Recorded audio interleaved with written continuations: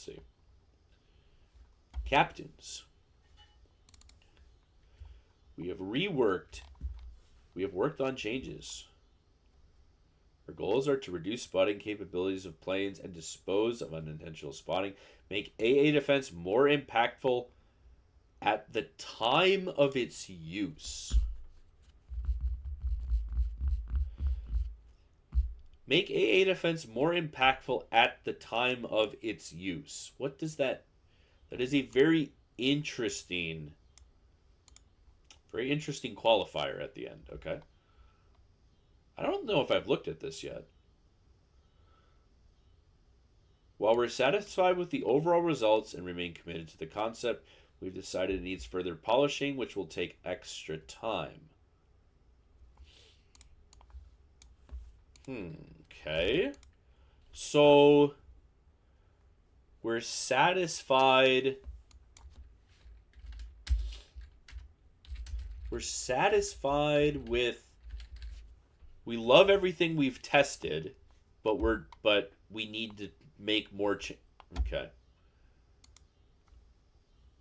We love our changes, but we're not ready for them. Okay. Includes improving UI elements, very important because during the Clan ST test, the UI was pure dog shit. Adding new visual effects, fixing identified bugs, and adjusting balance. The test helped us identify several areas for improving the current concept. We've discovered that the new concept has room for some new strategic mechanics that led us to explore some ideas we're now going to test. Be sure to check out the details below.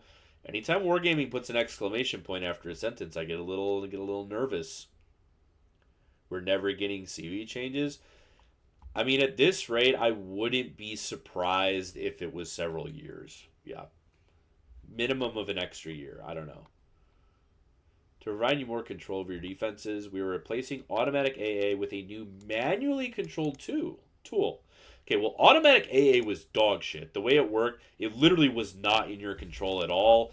You could get your automatic AA like actually griefed by planes that you didn't want to shoot at.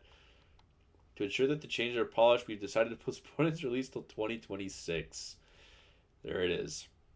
But at the same time, we want to begin implementing changes on live server. Okay. As previously announced, we will... So the changes here, like the too long didn't read from the old Devblog, is basically every ship now has... Now, okay, the way Wargaming words this, because they're sneaky rat fucks, is that every ship's maximum base detect will now be 10 kilometers. What it effectively does is just buff the shit out of battleships and a couple of cruisers. But basically, battleships are getting a gigantic buff with the CV spotting changes. DDs are effectively getting no buff. 90% of cruisers are not really getting a buff either. And then basically every battleship in the game is getting a giant buff. So Wargaming really just can't do anything without buffing battleships. They just can't help themselves. So we're going to test these from July, a closed test. Of course it's a closed test. We wouldn't want anyone that's not a mouthpiece to get their hands on it, right? Early next year, they're not going to hold a public test for another 6+ months. Okay. So obviously, like, all of this is good overall, I would say. This was from the older Devblog. Obviously, my take is that fires just simply should never increase your spotting ever. I think one of the top 5 worst mechanics in the entire video game is fires increasing your detect. Permanent module destruction, probably the single worst mechanic in the game. But fires extending your spotting range is really way up there because you can get hit by one shell that didn't penetrate your boat that lights you on fire, which permanently which loses you 10% of your entire HP pool, and you're now spotted and can be shot more. So it's an incredibly dogshit mechanic. It shouldn't exist in the game. That said, we're not going to go full retard libertarian party here. It is an improvement, right? Obviously, that's good. All planes get spotted at 10 km. That's fine. All of that's fine.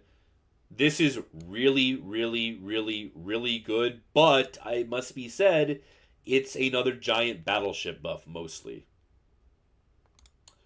Nice match you had with N against me. Oh, GG's, dude. Ban him. He was stream sniping. Ban him.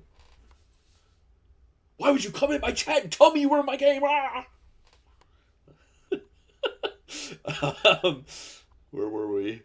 This is really good, obviously, but like, make no mistake, it's mostly a battleship buff because it's kind of a really interesting bet. I would say it's a couple of things because it's very unlikely a DD's like really ever gonna benefit from this because I mean DD's your air detect is like 3, your gun bloom air detect is like 6. Like it's gonna help you sometimes, but like the odds are in a destroyer if you're not in a smoke and you're shooting your guns, you probably have line of sight on a ship, on a normal ship anyway. um, but like two types of ships, obviously. BBs and Spawn benefit massively from this, right? There's a lot of BBs with like a bizarrely good gun bloom detect. There's a decent amount of battleships, even in tier 10, that like when they shoot guns, they're only spotted up to 15, 16. Um, but that said, also, okay, let's not deny it's a big buff to positionally based cruisers. Like if you're in a Des Moines, a Worcester, that kind of ship, and you're on a rock, this is really good because the plane actually like it's a giant Des Moines buff. I think specifically ships like Des Moines are gonna benefit massively from this. Des Moines, Worcester, Minotaur, because in order for planes to spot them, they have to be in the cruiser's anti-air range. So even if the Minotaur is shooting its guns behind an island, the Des Moines, the Worcester, even if you're shooting your guns, the CV has to enter your AA range to spot you. So that's really good. So like overall, I mean, I would say just really good. I would say really good. That part. To add more variety to aircraft carrier gameplay and give them an extra way to defend themselves, we've added an option. This is terrible, by the way. This is objectively terrible. Is it going to be like fun and silly to run a secondary ACE or a secondary CV spec? Sure, but it's like objectively bad because there's a lot of destroyers that if you build your CV for secondaries, you're like basically just straight up immune from getting rushed. Which I think is just incredibly stupid. Like if you get caught in your spawn in your carrier by a destroyer, hot take, I think you deserve to fucking die. I think that's really bad, despite the meme potential. Just balance wise, dog shit. Fires will now last longer, but deal less damage per second is kind of whatever. Um, this is also kind of whatever. I mean, I don't, I think this is a we'll have to wait and see kind of thing. Whether like it actually makes them easier to burn. Um, because right now it's like minute up, minute down, right? I can't remember. It's something like that. I think CV is like minute up, minute down. So this is probably good, but I guess we'll have to see. Test of new tactical consumables. There it is, boys. Previous tests have shown there's room to introduce new strategic mechanics to aircraft carriers. We want to give carrier players additional means to influence the battles.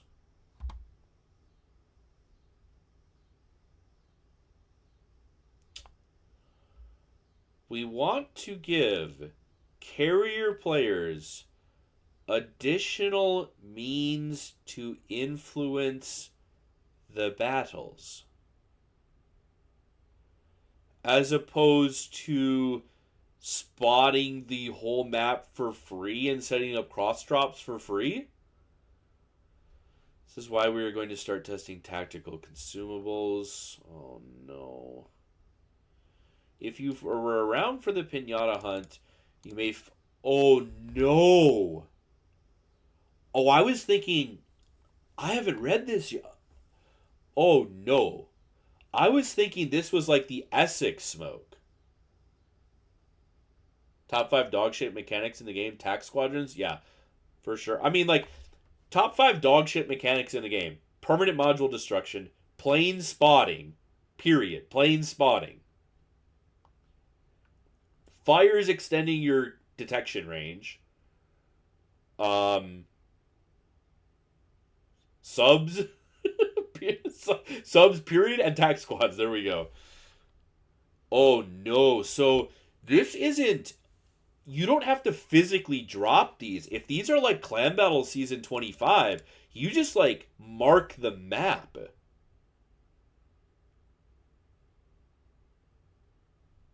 Yeah, that would be a really good change, McCarthy. I agree. So you couldn't like pig smoke yourself? Yeah, 100%. This is not good. So these are you like open up the mini map and you click and you just magically drop like a smoke screen or a buff for your team. Oh no. Call patrol fighters and call smoke curtain. Bro. Call smoke curtain. Wargaming, are we dead ass wargaming? The Essex is already like the most toxic boat in the game in a division because of the smoke. Oh no. You can activate when you activate a consumable, tactical map will appear and you select the area. There's a distance limit. Oh no, there's a distance limit. Oh no. Once the consumable wait, okay, hold on. Pause. Pause, boys, pause. Are we gonna let Shinano or Essex have access to this fucking bullshit? If you can run sick because right? Already, guys, imagine playing anything that's not a carrier, let's be real here. Right now on Essex, for example. Can I recall this captain or is it spec? Okay. You run this, okay? And this gives you and you can run this. These apply to your smoke screen. So if you run this mod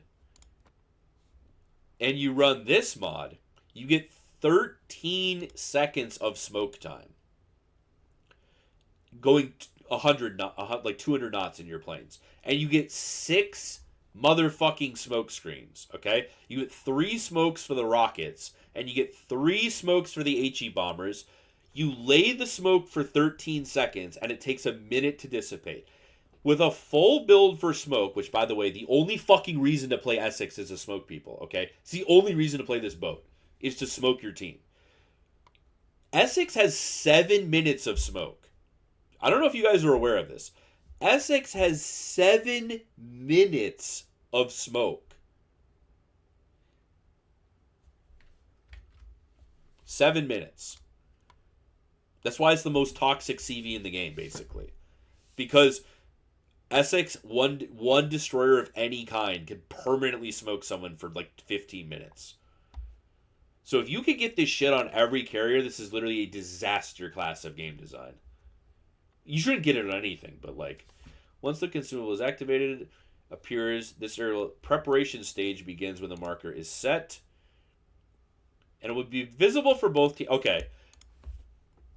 Now we can't bitch without also throwing them a bone. That's good. Informing the enemy team that they're about to be elbow deep fisted is good. Because part of me was wondering if you would even get to know or if the smoke would just magically fucking appear and you get ass raped. Active stage begins when the timer runs out. At that point, the marker appears and the effect is activated. Wait a minute. So does that mean like the whole smoke appears? Okay, we're going to see it.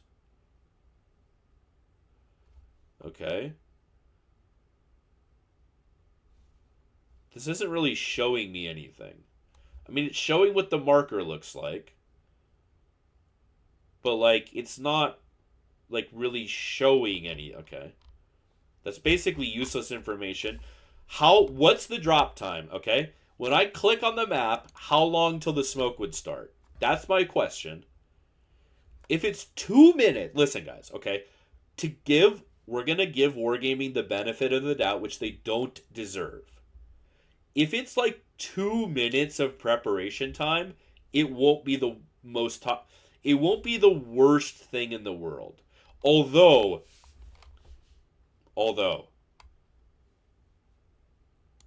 is there a cooldown when the game starts? Because if there's no cooldown when the game starts, this is a disaster class. Like my point is, can my first squadron of CV planes call the drop at will? Because let's say there's a 30-second preparation delay. That means like I can go drop the enemy team once and send out my next set of planes and pre-smoke the cap, and as my DD gets there. Oh no. Okay, this doesn't really tell us. Again, they leave out any details that mean something. A group of planes will appear bringing smoke bombs. Okay, so hold on. What does it look? So it just said 30 seconds, right? Okay, that is a giant smoke screen. Smoke screen will be active. It's 20 seconds. Wait, how far could he drop that? Hold on. Let's look at this. His planes were on the island, right? So on the island, he could drop. Okay, so at least 10 kilometers. Holy shit. So at least 10 km, right? He's dropping it here. Minimum of 10 kilometers from your planes. Ah! Ah! He's in the Essex! Oh no. Oh my god. He's in the Essex and he can call attack. He gets 2? Oh no. So minimum 8 smoke Essex now? So he could literally, oh no.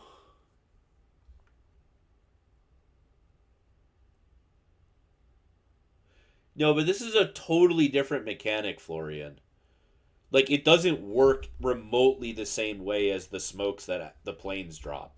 This works like the clan battle team consumable, where it magically puffs up on the map.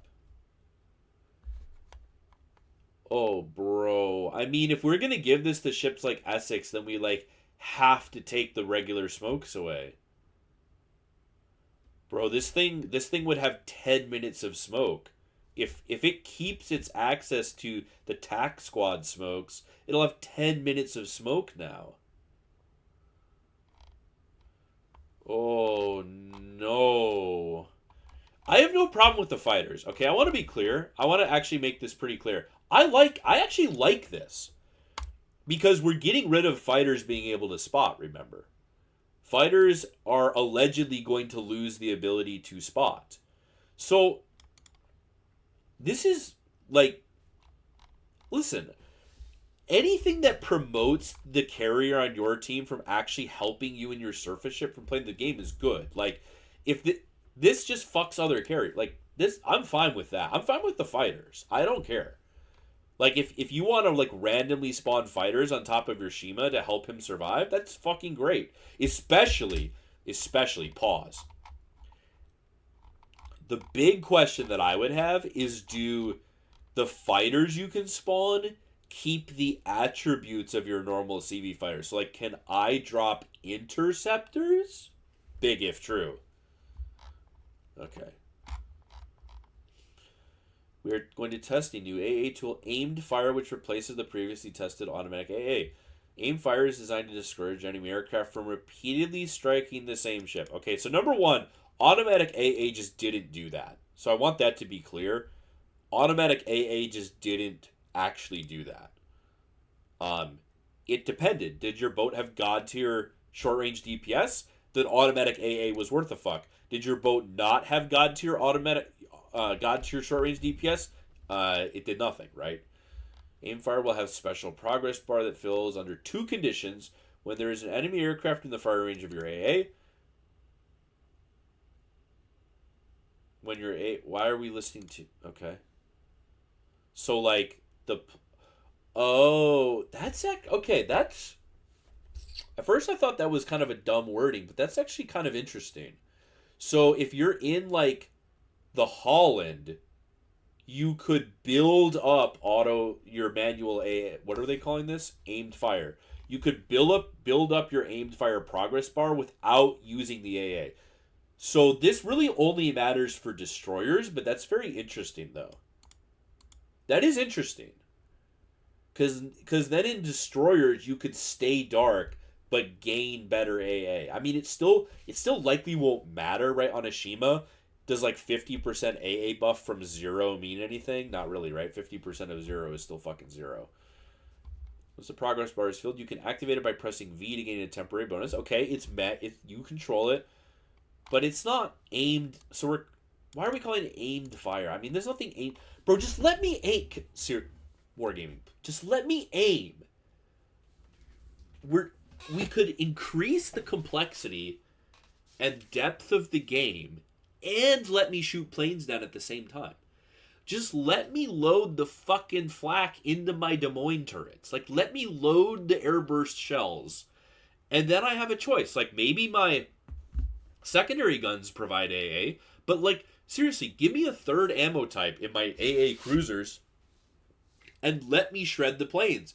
Then you would add this depth of engagement of, like, oh, the enemy Des Moines is fighting my Shima. If I go for him now, he's not going to have good anti-air because he's shooting at the Shima. Or if he wants to load the AA shells against me, now he can't shoot the Shima. Like, we could make the CV interaction, like, actually interesting, right? Like, you could very easily make the ship versus plane interaction a real interaction. They just won't do it. I don't know if they can't be bothered or they don't want good players to be immune to AA. I don't know. Whatever, bro. If the conditions are not... Oh, it's like combat. Well, that's dog shit. I'm sorry, that's just trash. Okay. All the ships in the game will get aim fire since its role overlaps with modified defensive AA consumable. We plan to remove the... See, there you go. See, this is the fundamental problem, okay? I don't understand how Wargaming doesn't understand this. The only way you really shoot down planes is with flak. There's a handful of exceptions. Ships like Utrecht and Commissar and a handful of others do actually shoot down some planes with their auras, but for most boats, like even a ship like Holland, for example, it only really shoots down planes with the flak, right? Because you get a 300% buff, you get a 3x buff to flak and a 50% buff to the continuous. You shred planes in Holland because you popped FAA. If you don't have FAA, you don't have flak, and if you don't have flak, you don't shoot the fucking planes down.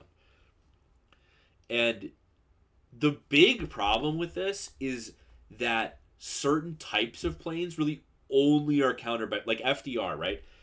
FDR is, I hate to use the term balanced, but FDR is balanced around flak. Golden Lion, Utrecht, Tromp, PVO, Willem de Ursta, these ships are quote-unquote balanced around the flak. The only reason you shoot down like half of an Utrecht drop is from flak.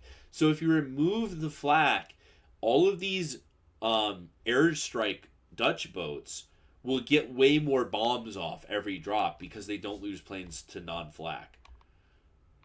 That's it. That's the end. Okay, so we're getting rid of the FAA, which they already committed to, which is dog shit. We're replacing it with something that is better than automatic AA, but it's the same thing. In a way, it's actually it's better and worse. It's good that you can build it without using AA, and it's good that you manually use it, but you can also lose it, which automatic AA in Clan ST test, you couldn't lose progress on it. You just kept the progress. And so if this is like an F key, then what does that mean? Does that mean the CV can just drop you for free and then go fuck off for 60 seconds and drop you again? Like what's the cooldown time? Because if it's most combat instructions decay in less than a minute. So if it's like a normal combat instruction where in less than a minute you lose your whole progress, I mean, no CV is like really ever going to get fucked by this. Unless he's perma-dropping you, which... Alright, bro. I mean... I mean, this is a disaster. This is whatever. I mean, overall bad. We're getting rid of flak, which is the only thing that shoots down a whole bunch of planes. Negative 10 out of 10. True disaster. I unironically like this, assuming they actually implement. Assuming this comes out when. Assuming this coincides with fighters not spotting you ever, this is great, right? Because this will only cuck CVs if that's how it works. So that's good. Good, but really just a battleship buff. Island camping cruiser buff. This is good, but we should get rid of it altogether. Okay, so I would say overall very bad. The tactical smoke, the team consumable smoke is just pure dog shit. Get it out of the game. It'll just be like the worst thing ever in a division.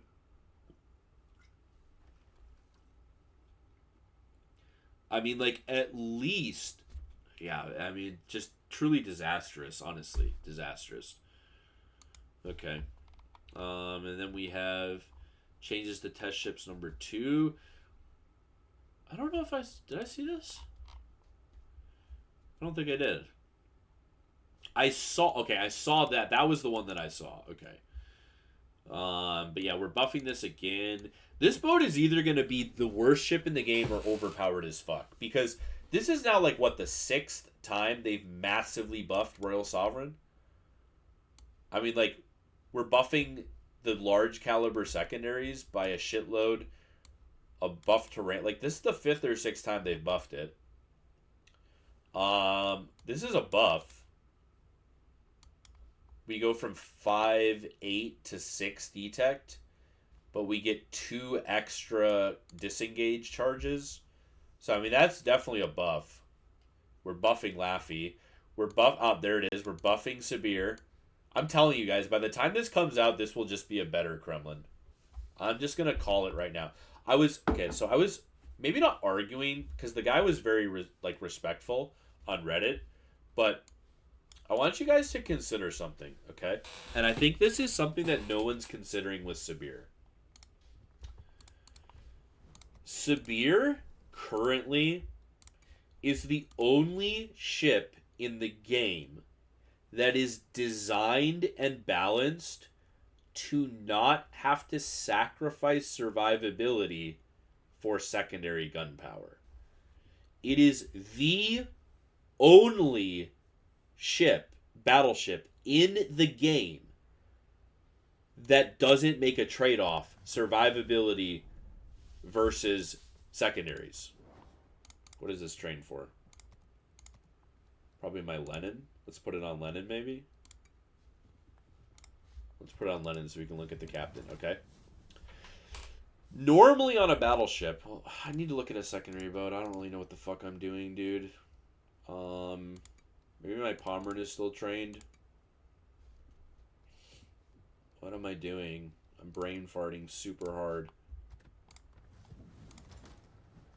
Oh my god. Do I have a captain trained for secondaries? Here we go. Okay. So normally, on a battleship, the standard build would be like shell feeder, 2.AA skill, IRPR, emergency repair, concealment, and fire prevention. That's your 21 points. Now, a full secondary build on your captain requires 3 and 4 points. So you require 7 points to take these 2 skills. What that typically means is you have to give up one of the 4 points and IRPR. You basically at minimum give up IRPR or repair, so you give up healing. No, you have to. To go full secondaries on any BB, you have to give up typically one of these, or you give up concealment and then it becomes really hard, like on Schlieffen or Libtard, right? You can either give up concealment and then it's harder to use the secondaries and keep the healing, or you have to give up one. You have to give up fire prevention, concealment, IRPR. You have to give up one of these, 2 of these, right? Of these 4 skills, you have to lose 2 to get secondaries. Sabir is designed from the ground up to not benefit from ERE and to not benefit from IRPR. It is designed in such a way that it does not use or need these two skills. So, because I want you to think, so Sabir has roughly 55,000 HP worth of healing, right? Now, for those that aren't aware, Kremlin actually has the same amount of healing as that. In case you are unaware, the Kremlin and the Sabir actually have the same amount of HP they can recover. Because Kremlin only gets 3 heals base. You get 3 18,000 HP heals. Sabir gets 1 like 55k HP heal. So you actually have the same healing as Kremlin. It's just that on Kremlin you have to take 2 skills to get more healing, right? But Sabir doesn't benefit from those 2 skills. So it's kind of in a really awkward, it's in a really weird spot. And actually, in a way, it's even a better heal than Kremlin, because you have to remember, Kremlin only gets the same amount of HP healing as per heal, right? 3 heals on the Kremlin is actually only 48,000 health. It's only because you run Emergency Repair Expert, right? It's only because you run ERE that each heal now is 18k. So you have 3 Kremlin heals, and you can rip through them all in one go, right? You have 3 Kremlin heals that you can use all at once, which means a couple of things. One, you're always using Adrenaline Rush. You always get to greet it. Because they have this weird thing where the game will let you turn the heal on and off, which is of course nonsense. No one with a brain would ever do that. They would just sail around on 50,000 health, and then the second they start taking damage, they're going to just rip the heal and just get it all back, right? So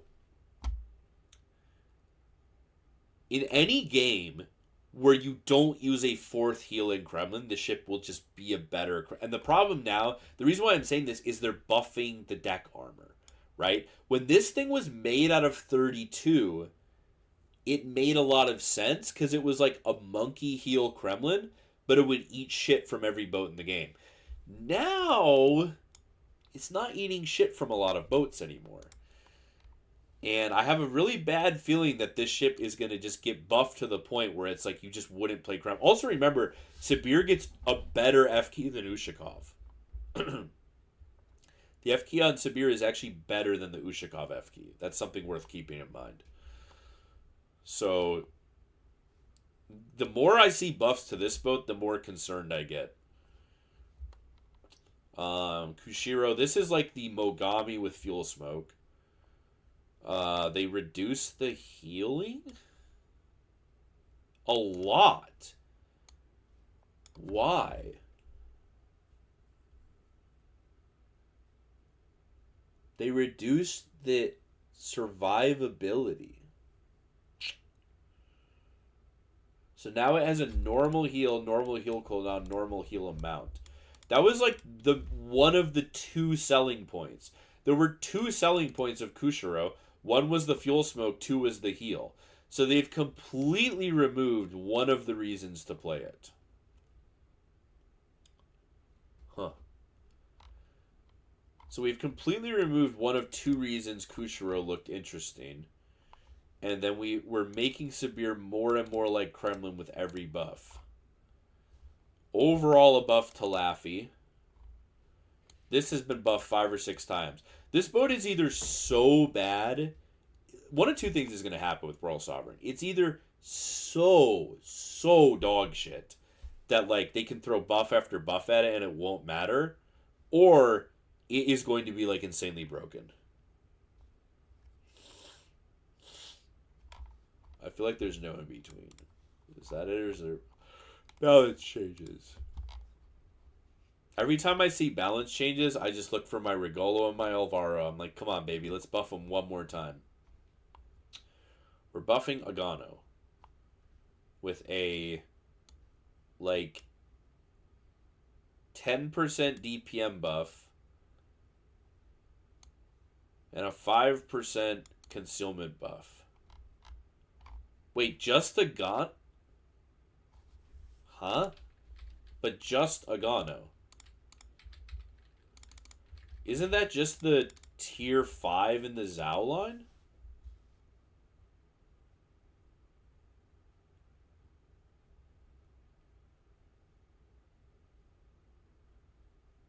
I don't really get it. Why would we only buff the tier 5 tech boat?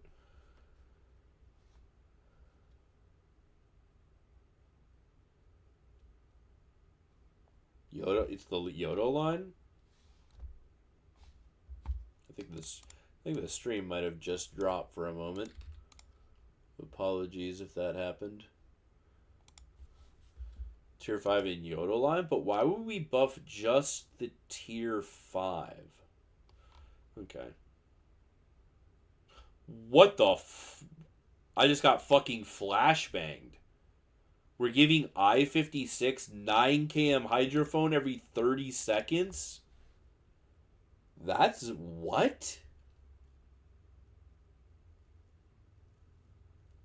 9 kilometer 9 kilometer minimap radar on the I-56. I think we can put hydrophone in the top 10 worst mechanics in the game too. Hydrophone is easily one of the dumbest mechanics in the game. It's the only... You guys have to realize, hydrophone is the only mechanic in the game that can detect you without you knowing. There is nothing else in the game that can show your position to enemy ships without you knowing it happened. Literally worst mechanic in the game. If you ask me, anytime the sub, you know what, if you ask me, anytime the sub uses hydrophone, put a fucking ping on the minimap Wargaming. Using hydrophone should ping you on the fucking map in the ocean. This shit is so fucking stupid, man. Why does it not? Why when I hydrophone in K1, why doesn't it count as a ping?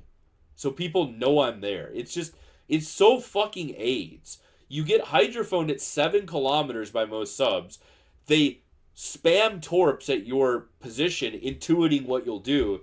And then, like, you can literally get stealth torp. Like, I've literally dev struck people in K1. Because you hydrophone them, spam 6 torps at them, and you dev strike them. And they didn't even know you existed. They didn't know you existed, and they didn't know you knew where they are. It's just fucking... God, Jesus Christ. Harugamo, main battery shell characters exchange will now be flatter and a better rudder shift time. Not totally meaningless, by the way. I guess this is good, but this isn't the problem with Harugamo. I don't really understand this. Okay. I could have sworn someone said that it was a DPM buff. But this isn't really... I mean... Like, okay, any buff to Harugamo is good because the ship is in the dirt. Like, it can perform, but it's like it's unnecessarily clunky and irritating to play compared to other... Like, why would you play Haru over Gdansk is always my example, right? Gdansk has better torps and better guns. It just can't pen cruisers. But it also gets a fucking radar and goes like 10 knots faster. But this is a very confused... I mean, that's not really the problem with Haru. Like, the problem with Haru is like, ultimately the, Did my shit just, like, completely fucking crash? What is happening? Weird. In the turning circle is the problem, no? This is the goddamn problem, Wargaming. Like... Buffing the rudder by 0.7 seconds just won't even make you turn faster. Like, I don't understand how they... I'm trying not to just, like, always... I'm trying not to just dogpile on the developer, but, like, how do they not understand how turning in their own game works? Like, this is the problem. This is the problem. It's a brick. if you reduce the rudder shift, if you make the rudder shift 12% better, it doesn't like magically turn your boat better. That's the problem. If this was accompanied by like a 80-100 meter improvement in turning circle, that'd be fucking great. But like your boat just isn't really gonna turn any better. That's the issue. Like to me, there's just no reason Haru handles like Elbing, right? I just don't think that that makes sense. Like Gdansk being a brick makes sense because the whole point of Gdansk being a brick is bad firing angles. You're big and you're a brick means you eat a lot of shit if you're shooting all of your guns, right? That's the idea. But like I mean like cuz like look at Regolo. Like 60-meter better turning circle, right? Look at Alvaro de Bazan, dude. 100 meter better turning circle. And like Alvaro handles like a nimble machine compared to Haru, and it's the turning circle. Like the problem, like I might be just like overly harsh, but they just don't understand the basic mechanics of their game. Yeah, Alvaro feels like a brick compared to like other ships, right? But I mean, like this is Alvaro de Bazan length, right? 142. Like it's 10 meters shorter than Haragumo and turns 100 meters tighter. I just don't think that that's necessary.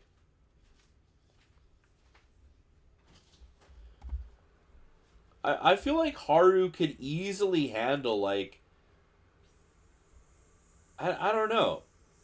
I mean, I feel like you could put it down at or below Alvaro. Like this would be good. This would be a good spot for Harugumo, I think. A bit worse than 700 and around a 5 sec like 4.8 rudder shift with like 750 turning circle and like maybe now we're talking. So I don't really understand that, and I don't really think the shell flight time is like that problematic on Haru. I mean like sure being better is nice, but like if you're farming at 13,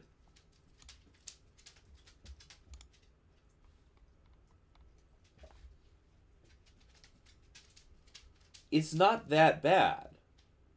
I mean it's not like the best, but it's not a problem. Funny how Kaba has the opposite problem, yeah. But it goes to show you like how bad your rudder shift needs to be to correspond to turning badly, right? Like, because I mean that's actually a really good example you bring up with Kaba. Is like, well, Kaba turning radius isn't great, but like if you run steering gears on Kaba, it all like steering your Kaba actually turns better than Haru, which is crazy, right? But like that's like turning circle is a lot more important than rudder shift. There's a trade-off, right? Obviously, but overall, like especially on DDs, like the turning circle is what's most important. You know, it's why Yu Yang is just a demon. It's why Yu Yang is a demon. It's why Yu Yang, like, look at how maneuverable Yu Yang is. It's why the boat outguns a ton of ships it should lose to, because the rudder shift and the turning circle, like, it instantly turns. God, Yu Yang is just such a crazy boat. So I don't really get this. I mean, it's technically a buff, but like, I mean, to me, I feel like on Haru, if you want to buff it, you need to make it a lot more maneuverable. I think. Like if we look at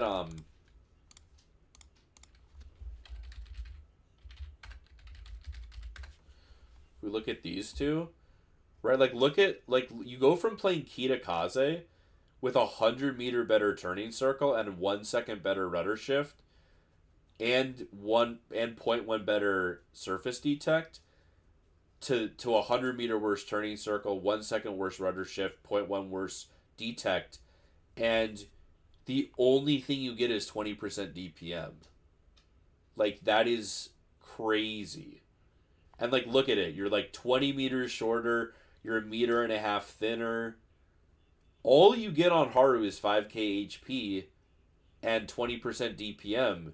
And to get that, you lose everything good about Kitakaze, right? Like that's why a lot of people will say Kita's just better than Haru, because like it has less HP and less DPM, but it is a better boat. That jump just feels bad. Yeah, it just feels really bad. So what I would like, if I was wargaming, I would just make these the same, maybe barely worse. Like the rudder going 5.5 to 4.8, I think that's fine. I think this needs to be down at like 740, 750, and like now we're talking. But yeah, I mean it's a really bad feeling jump for that reason. Obviously, we're reducing the torp damage by a small amount and the skip damage by a small amount. Okay, whatever. We're whoa. Pause, boys. Pause. They're buffing my FR25. They're buffing my ranked Hell Beast FR25. Chad, is this real? Why are we buffing FR25? FR25 is a demon. What the hell? Is it like just okay? So does nobody play it, or is the player base incapable of playing it? What do we think? Server statistics, all destroyer, all. This is EU server. Okay, it is in the bottom for battles, but nothing like truly crazy. I mean, 1,000 people played it. It's middle of the road for base, middle for damage,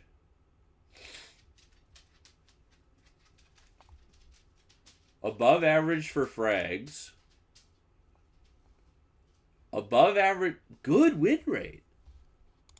Okay. Good game impact, good contribution to capture, good contribution to, average contribution to defense. It even doesn't have terrible spotting, which is crazy because it's a fuel smoker. Survive rate? I mean, it's not super survivable, but that's because people YOLO in it. But why are we buffing this?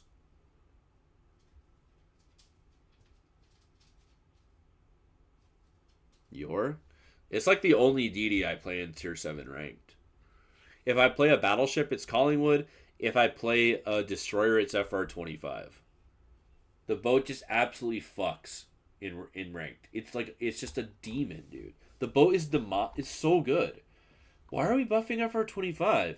It's got a good look at the win rate. 52.5. Maybe no. Oh wait, guys. This might be an NA bad moment. Hold on. Let's switch regions. Nope, it's like identical win rate in North America. How many players? Does EU just have like 10 times the players as NA? Is that what I'm getting at? Hold on, I gotta see this. Go back to EU. Yeah, EU just has like double the players, huh? I guess that makes sense. Yeah, that does make sense. I always forget about that. The EU has like twice as many players. So why are we buffing it? I don't understand. What do we think? Can anyone there's no reason given. I mean, this is so we're buffing the damage by 200, which is about 7% DPM buff, right? If I'm not roughly. This is like roughly a 7% DPM buff. But why? But honestly, why? It's performing above average. So why are we buffing it?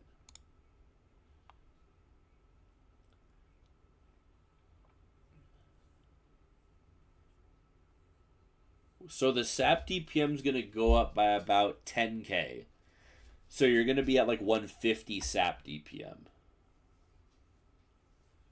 Maybe the new USN Tier 7 DD. But if that was the case, wouldn't we buff Luca? Because isn't Luca the tech tree?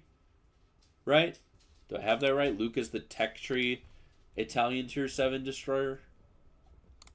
I don't remember low tiers very well.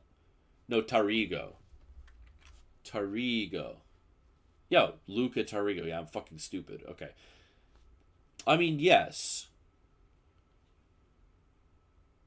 But also, guys, you have to keep in mind, I mean, not that it matters that much, but FR25 has the high pen sap shells in tier 7.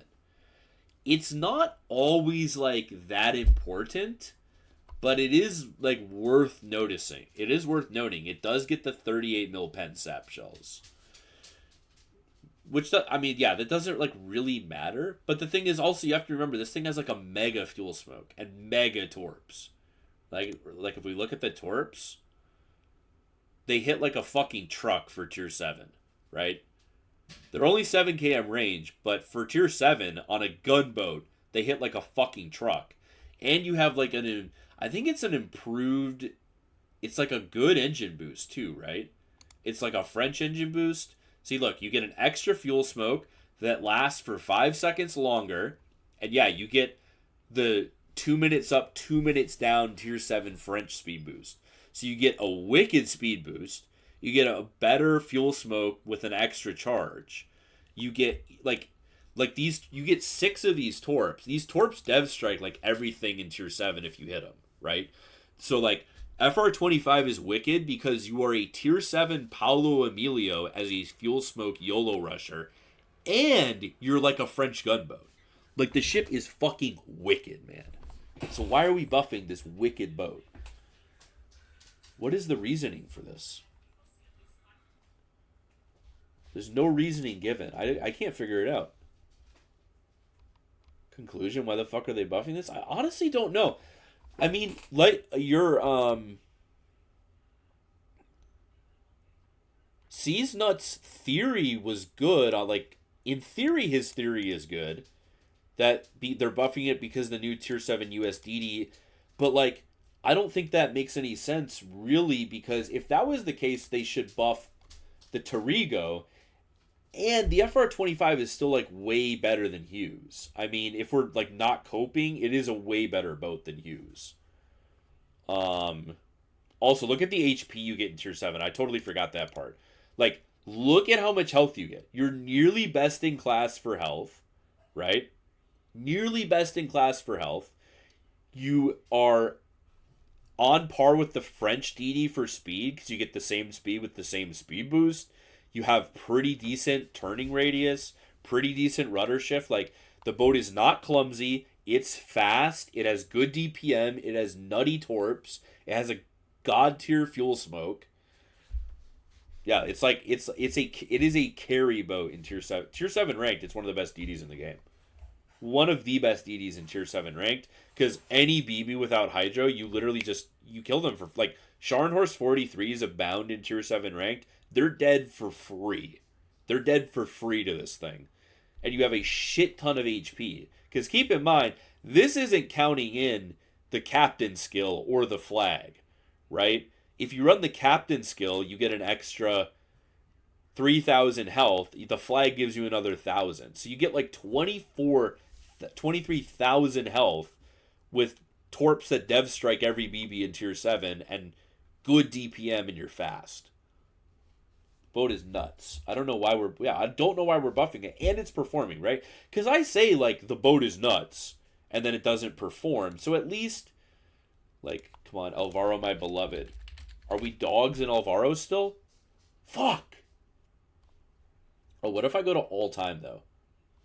Ooh, big. That's big. How about my Regolo? Can we buff my Regolo again?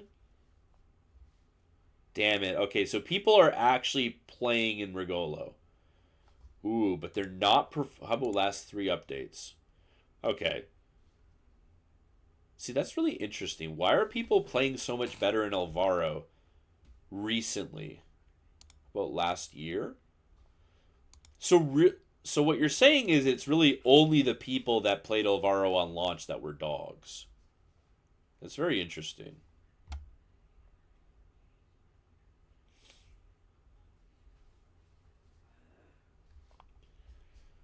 That's actually very interesting, and that does make sense because typically the people who get their hands on the boat first are worse. Like the people who pay $150 to play Alvaro the day it comes out, they are likely to be bad. So I guess that does make sense. We're at like a 52 win rate now. This is hilarious though. We've talked about this so many times. Why can EU not play Alvaro? Can anyone posit a theory why Europeans cannot play this boat? Because it has one of the biggest win rate gaps on regions of like any boat that I've looked at. EU is 49-3, NA is 51-8. NA has a 2.5% better win rate, which is insanely big. It's always weird. Like there's certain boats, I can't remember if it's still like this, but Annapolis is one. NA can't play Annapolis last time I checked. Okay, it's gotten better. This gap used to be crazy. This gap, and this is last update that we're looking at. If we look at all time, is it worse, better, or worse? Okay, it's improved. The NA win rate on Anna used to be like 3% worse than the EU win rate. Probably just the smoke botters when it came out. But Alvaro's a weird one. Like, why can EU not play Alvaro? What do we think is the reasoning? Last three updates, 48.9. It gets a little better, but it's still 2 full percent. Yeah, the Annapolis has gotten better, but when it first came out, it was crazy. Although I will say the radar cruisers is a little. So last three updates, NA is 49.7. Still 1.5. I do understand when smoke botting cruisers are worse. EU does a lot more smoke botting, like tryhard divisioning, that I've noticed. So Annapolis, like I bet I'm gonna assume, I don't know, I've never looked at it, but I bet Jacksonville performs better on EU. Let's see. Maybe I'm just wrong. Yeah, about a 1.5% faster. EU likes to smoke bot a lot more. You're much more likely to see like the mega COTS, King of the Sea strats players in EU from what I've seen. So anything that you can smoke bot usually has a pretty sizable win rate gap, EU versus NA.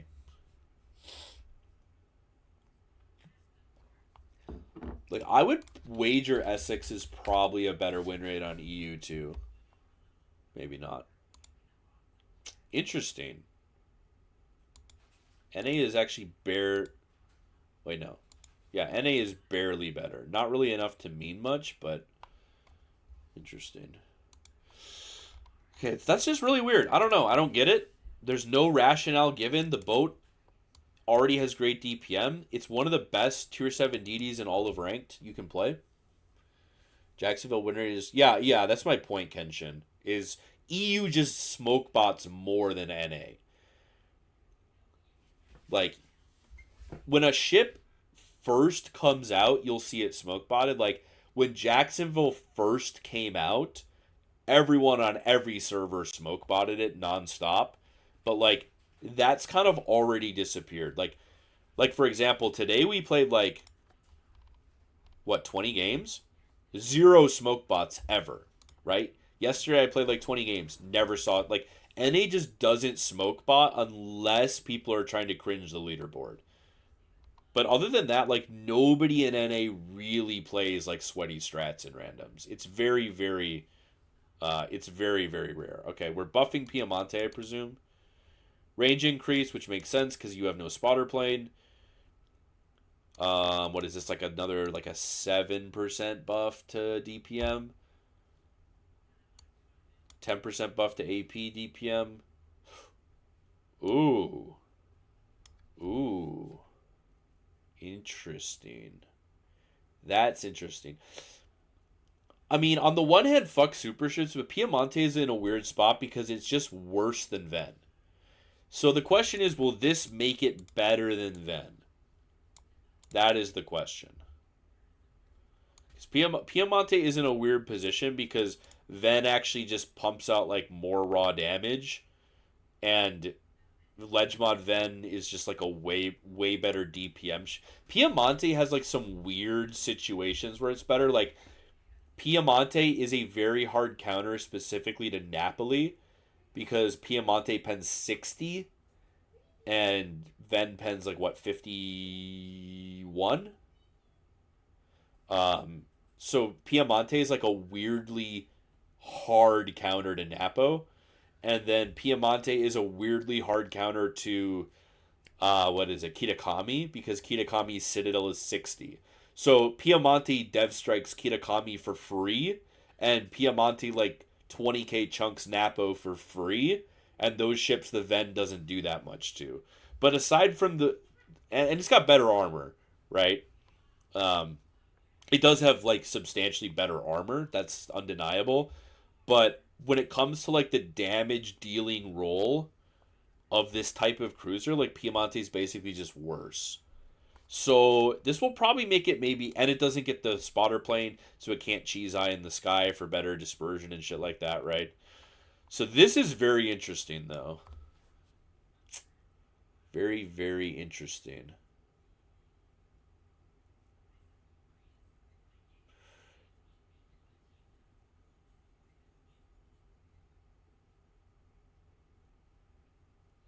I mean, I still take the range on it because especially with my thing with Napoli, especially now, is with Pack a Punch you get better secondary range than you used to without Pack a Punch, right? I don't think this captain's trained right. No, it's actually it kind of is. While we're here, in case you guys didn't know, this skill that explicitly buffs your main battery actually buffs your secondaries. I don't know if you guys are aware of this. Anytime we bring up a secondary boat, we always discuss heavy HE because it actually buffs your secondaries. Very cool. Very good game design. Even though it explicitly states it buffs your main battery. So I'd say, I don't know. I kind of go back and forth. The thing is, you have 11 kilometer secondary range and 10.3 detect.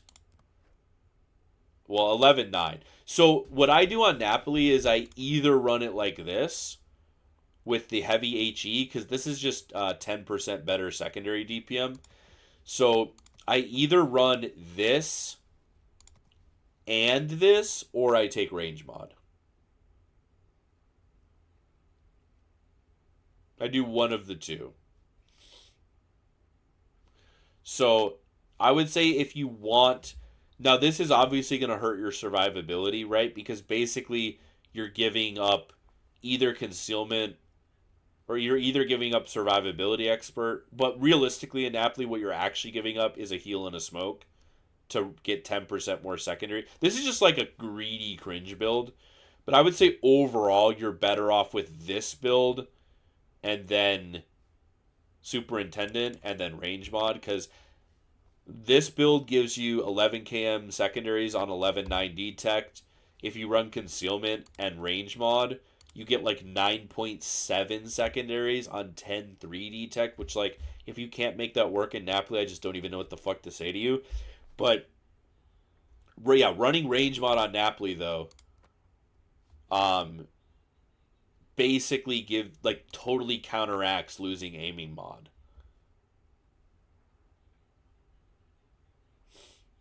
Yeah. It's because it has that weird, like, Petro style dispersion curve where when you add extra range, you just delay the decay. Because, like, the way that Napoli works, right, is you have, and same thing with Petro, is you have crazy accurate dispersion up close and then dog shit dispersion out at longer range, right? And it happens around 11 to 12 km, right? So, like, look at a normal cruiser like Des Moines for comparison. Des Moines on the bottom, right? Look at the vertical dispersion of like Petro, right? And Napoli. Petro's more extreme. Petro has even better dispersion than Napoli. But even compared to Des Moines, right, at 8 km, Petro's way better vertically, but Napoli's still better, right? We bump it out. Napoli's still a bit better. Out to 10, still better. Out to 11, still better. and then boom, you hit 12 kilometers and your vertical dispersion drops off a cliff. And so what you do is, and look, what I would specifically want to draw attention to is on Napoli, if you're running full secondaries, you're not taking accuracy mod, right? And accuracy mod is 7% dispersion. So if you don't take dispersion on Napoli, right? Assuming you're taking secondaries on Napoli, at 11 kilometers, you will still have cruiser dispersion, right?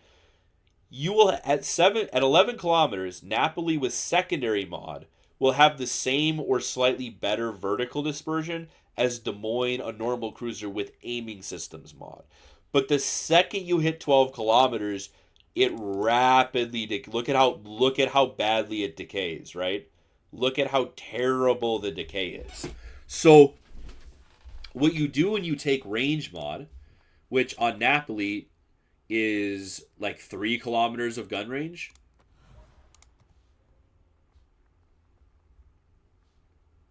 So we just added 2.6 kilometers of range. Basically what that does is old Napoli and Petro, they start to lose their tight dispersion at 11 kilometers. Now you don't lose it until 14. So you'll be more accurate than a Des Moines or a Hindenburg or whatever at 14 than you used to be at 11. So out to 14 kilometers, you've got better than cruiser vertical. It's specifically vertical dispersion that this applies to. But that's really all you care if you're shooting like DDs and flat cruisers, right? You want the vertical dispersion. You don't care that much about the horizontal, obviously. So that's why on like Napo and Petro, like range mod is kind of like the objectively best slot 6 choice, unless you're going ledge mod on Petro. But this is just like the ridiculous secondary DPM build, because we were testing this with heavy HE and heavy SAP, and then hilariously so basically you run this on SAP secondary boats and the cruisers that pen 32 is kind of like my rule for it. So like it's really wicked on Schroeder. We're all going on like a crazy side tangent here, but it is wicked as hell on Schroeder, because Schroeder is looting spec for this. Schroeder, look, even nerfing our concealment with heavy HE, we only have 11.7 with 12. So you still on Schroeder get stealth secondaries, but you just get 10% DPM for free. So it's kind of fucking wicked. This is probably the best boat in the game for it. But kind of funny. All right. I think I saw the Utrecht. I saw the Utrecht change, and I think that I didn't look at these though. So we're changing the whole line. Okay. So we're making the reload 25% worse, but we're making each drop about 15% better. Yeah, it's very noticeable. Yeah. It's very, very, very noticeable when you shoot people in that decay range of 11 to 15 km. And you go from shotgunning them when you don't take range mod to like deleting people with range mod. And like Napoli with, I mean it's cringe, but like Napoli with with accuracy mod and range mod. And I mean, listen guys, is it cringe? Yes. But it's like it's disgusting what aiming systems range mod Napoli dispersion looks like out to like 14 km. It's like it basically is Zhao dispersion. It's pretty grotesque how tight the vert dispersion is. Okay, so your reload is 25% worse, but every bomb drop is like 15% better. And are we just doing that for everything? God, this ship is so bad too. Okay, I think we briefly talked about this yesterday or the day before. Like the overall, I don't understand the overall concept because I don't understand why we're just trying to make the airstrikes the same as GL. I don't really understand. The 34 to 37 is virtually meaningless. I think we went over this, right? Um, Marseille has a 36 deck.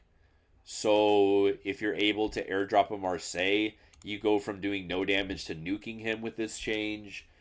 Alaska,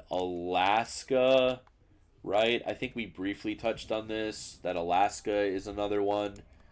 You go. I mean, Alaska's superstructure is huge, but still, there you'll get some non-pens on Alaska deck that now you won't. I feel like there's some tier. Are there some tier 9 battleships that are 35? Does anyone know? I feel like there are some tier 5. What's Riga deck? What is the Riga deck? Do we know? I know Riga gets the 35 belt, but does it get 35 deck?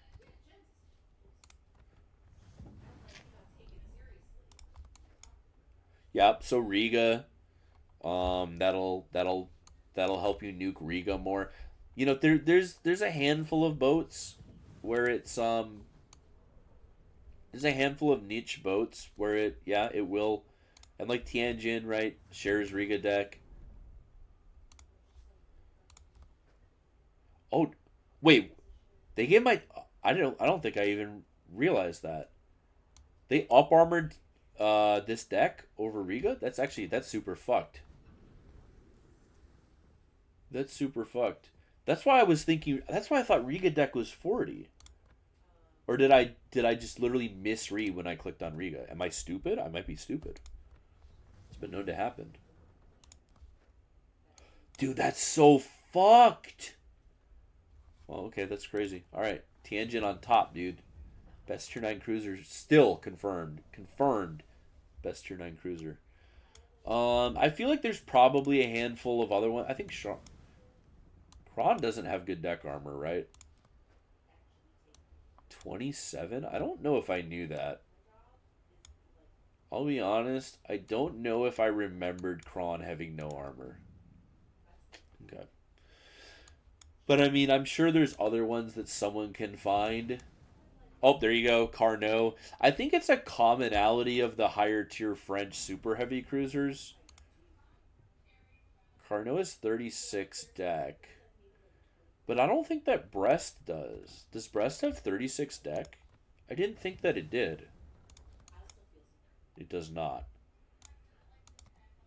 So, I mean, I think it's mostly premium boats. Riga's the only tech tree boat I can really think of. Can you guys think of any tech tree boat with 35 or 36 deck?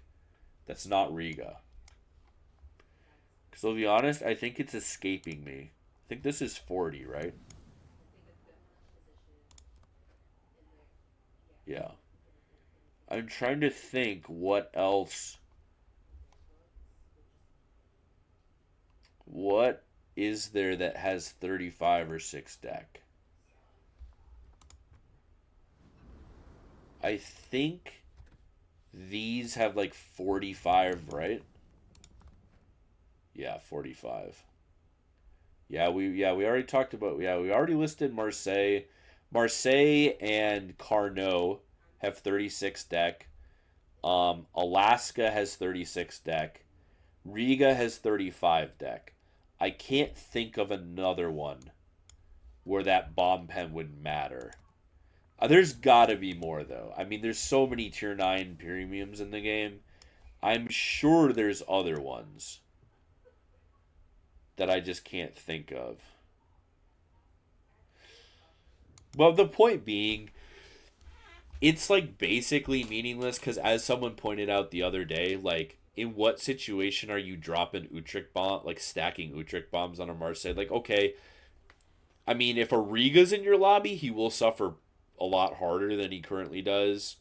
But like, unless the Marseille is camped on a rock, it's not really gonna matter, probably, right? We lowered the max damage.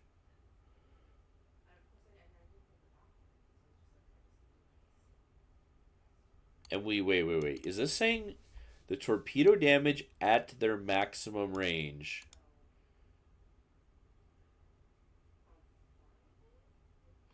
Am I stupid, or does this not make sense the way it's worded? Torpedo damage scaling by distance changed. The torpedo damage at their maximum range. This is, yeah, this is worded like dog shit. This is worded wrong. They're lowering the maximum damage, but they're saying that the torpedo damage at their maximum range was increased. Okay, so I think what they mean is,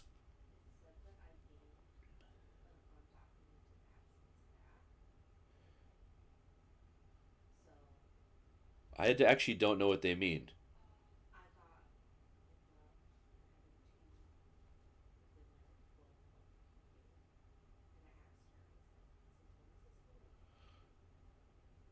Oh, you know what? I'm being stupid. I'm thinking of the sub mechanic. I'm thinking of the mechanic where the torps do more damage the farther away they are.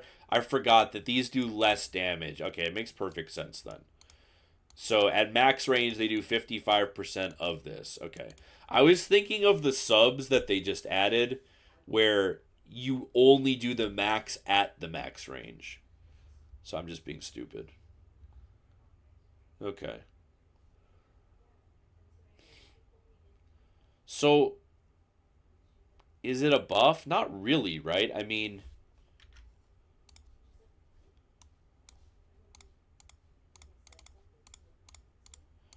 old max is 7,700.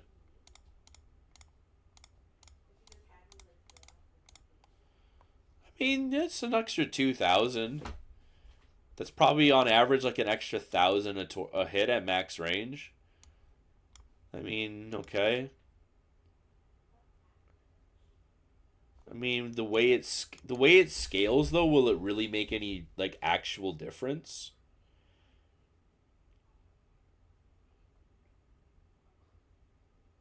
I don't know. I feel like that's not really going to matter. Is this line any good though? I personally think it's dog shit. I despise the Kessard line, but a lot of people really like it. I mean, to me, well, not to me. Objectively speaking, what you're doing in Kessard is you're sending one rack of gearing torps, waiting 10 seconds, sending another rack of gearing torps, and you do that every 2 minutes. So, like, anyone with hands never hits your torps because you don't ever send out a wall of torps, and that's like a gigantic fucking problem. But that's just like my opinion. It can be good, but I mean, to me, I don't know. I hate it personally. I hate that line. I hate playing it a lot. It's like everything I hate about torp boats, but worse. So I don't know. So we're lowering torp damage by like 15 to 2,000, and then we're making the damage at max range 2,000 more. So like I don't really. What do you think they're trying to do here? I guess because like this basically equates to at your maximum range, a torpid does 1,000 extra damage, which is kind of meaningless. But then at super close range, you do 1,000 less. So it's just like I don't feel like this makes the boat any better. It's kind of I think it's kind of just whatever. And kind of the whole point of this line is to play in people's mouths because like that's when it's good. Like Cassard torps are only good if you're playing at close range, right? So they're buffing your your damage at max range, but that's not how you ever want to play the ship. So it's kind of weird. Because typically, when you're buffing a ship, you want to buff it in a way that incentivizes the way to play it. And this is like the opposite. Like this is going to incentivize you to play the boat wrong. Because the ship is like pure trash if you're torping at 12 plus km, and it's pretty nasty if you're torping at like 8. So I don't know. Pretty big sigma value buff to Picardy. Interesting. Now significantly flatter. Huh. Picardy. Significantly flatter shell arcs on Picardy. Oh. Is Picardy that like lion shoehorned into tier 8 with a reload booster? Is that what that thing is? Am I correct or am I not? Isn't that what it is? Isn't it like literally lion reload booster in tier 8? Isn't it dog shit? But are the shells slow? Maybe. I haven't played it. I played like 2 games in it. And I was like, this boat is dog. Let me never play this shit again. Flight time out to, let's go 16 km. Where's Picardy? Is it like truly bad? North Carolina shell flight time, but these are low caliber. I mean, it's not like terrible. Significantly flatter. What would we call significantly flatter? What I would call significantly flatter is going like up to here. This is what I would describe as significantly flatter is we would jump to like Russian German.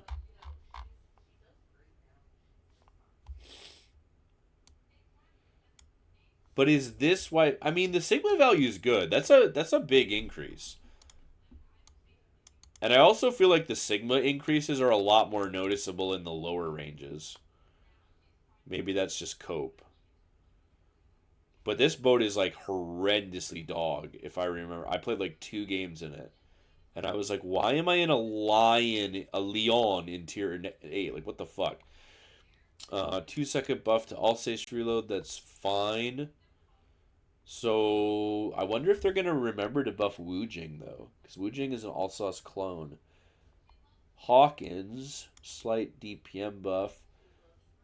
Why are we buffing subs, brother? Okay. Now, I have a question. Is this even worth, so to speak figuratively, is this even worth the paper it's fucking printed on?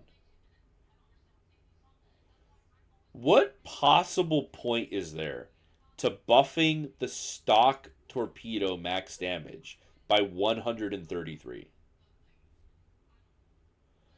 I mean, am I just a hater? Am I just a wargaming hater? But like, what is even the why even type that shit out, bro? All right, like that. Okay, like that's a meaningful buff. That means your torps will hit for like 500 more damage a hit. That actually means something. I don't know. Maybe I'm just a hater. Range increased? Doesn't Alfred have gearing arcs? Aren't they copy paste Fletcher arcs? Yeah, they are. Why would you even really want 12 on that boat?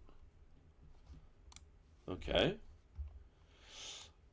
Decent DPM buff though. Excuse me. That's like what like 12 to 15% DPM buff?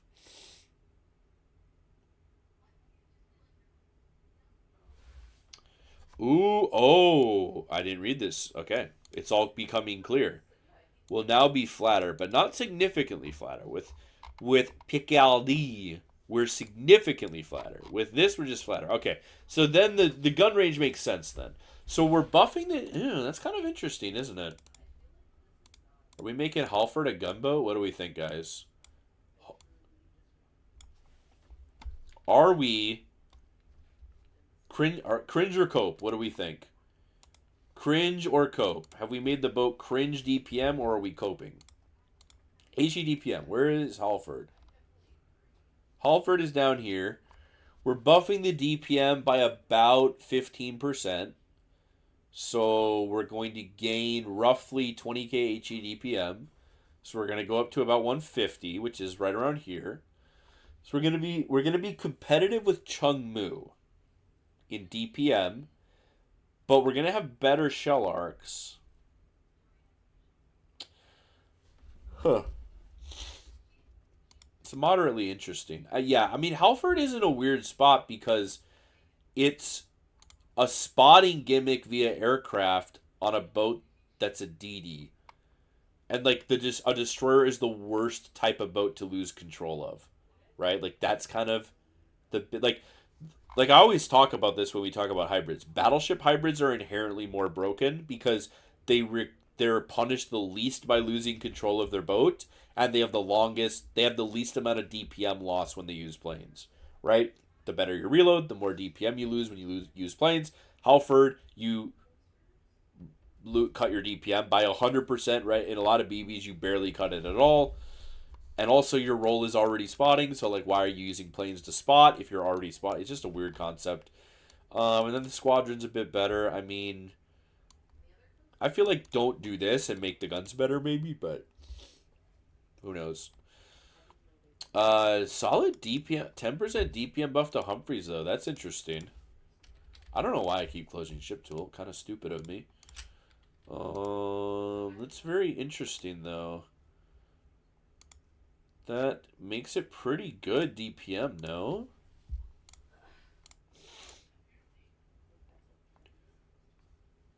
Humphreys is here, and we're giving it a roughly 10% damage boost.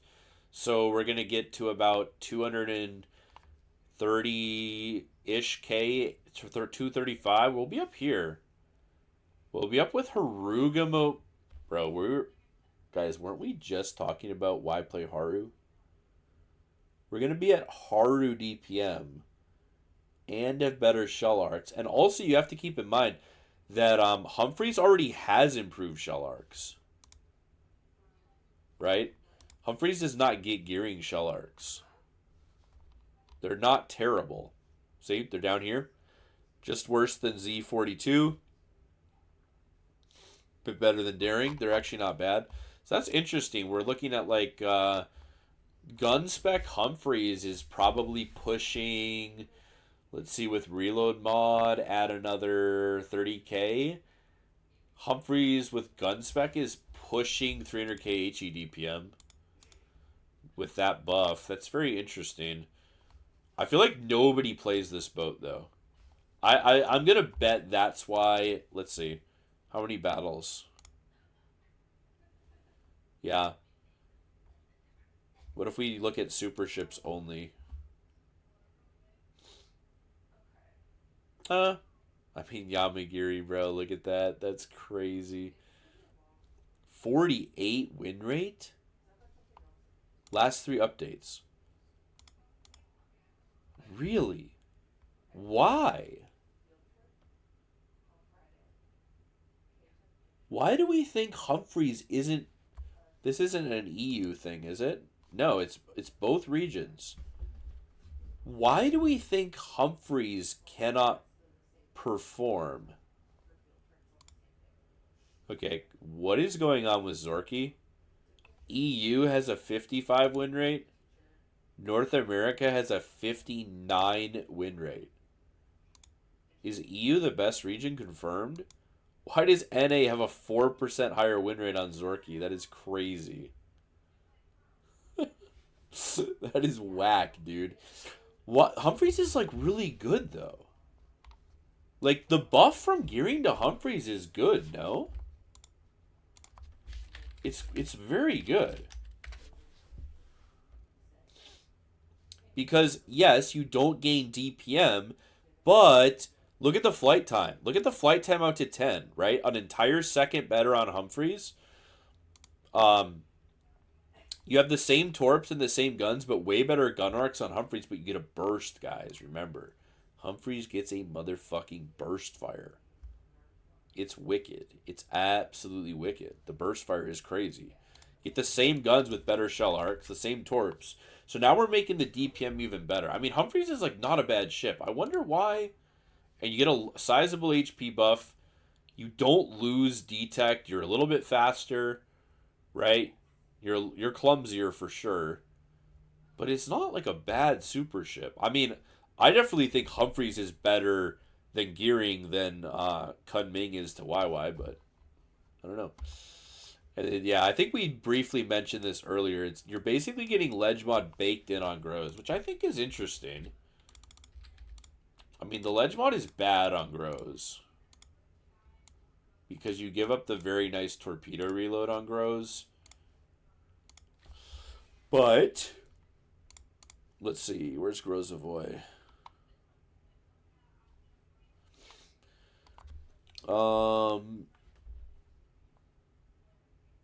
Leg mod sucks because it ruins the torps. 100% agree. I used to be a, listen, dude. I used to be, I've been wrong many times. If you asked me 3 years ago, I would say Grozavoy ledge mod's a pure buff. You just get more DPM, and then it's like, no, you don't. You lose the really nice. Grozavoy is such a nice torp reload too. It has such a nice torpedo reload. The 2 minute torp reload is such a crucial number. I'm telling you, dude.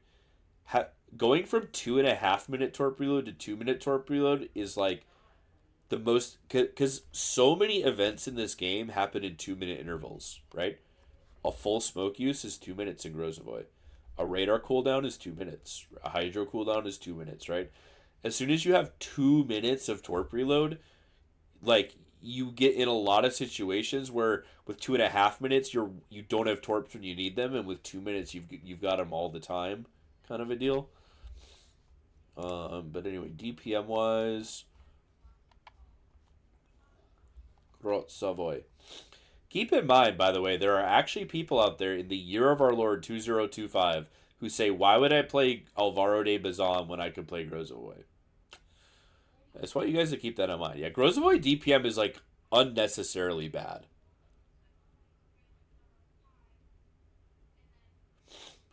Groz is unnecessary. I do think Grozavoy DPM is unnecessarily bad.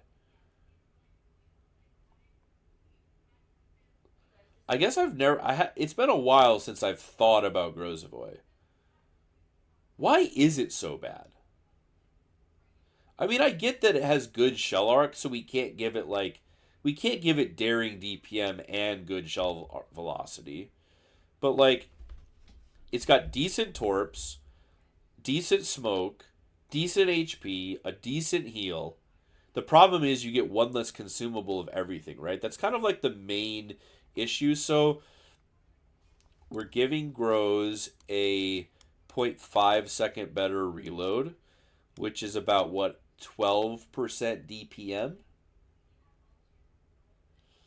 This is better than ledge mod, by the way. I'm not explaining that correctly because 3.7 seconds is what ledge mod gives you, but that replaces reload mod. So I want to be clear. What this does is give you the same base reload that ledge mod gives you. So obviously you're going to run reload mod for another 12%, right? I want that to be clear. Like it's kind of a false choice.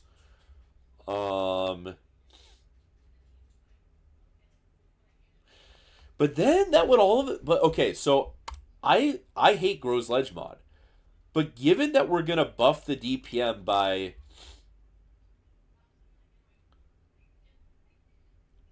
no, no, no, no, no. I'm trolling. Ledge mod Grows is 3.4 second reload, right? This is reload mod. Okay. So your base is going to be 3 7. So ledge mod will get you. So reload mod will give you what ledge mod gives you.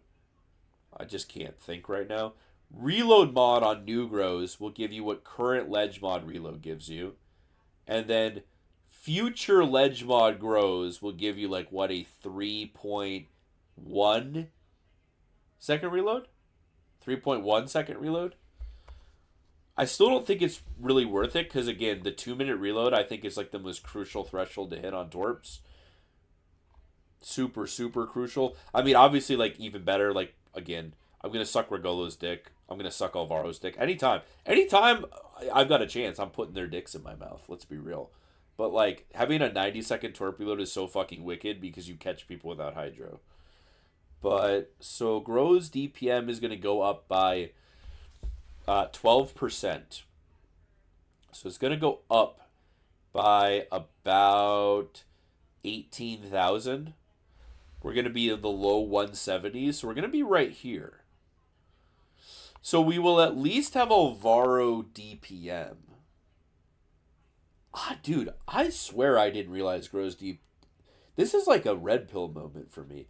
I could have sworn that Grozovoy's base DPM was at least as good as Alvaro de Bazan's. Do I have upgraded modules? I do. I just didn't realize it was that bad. I can't lie to you. I've been caught lacking on my game knowledge.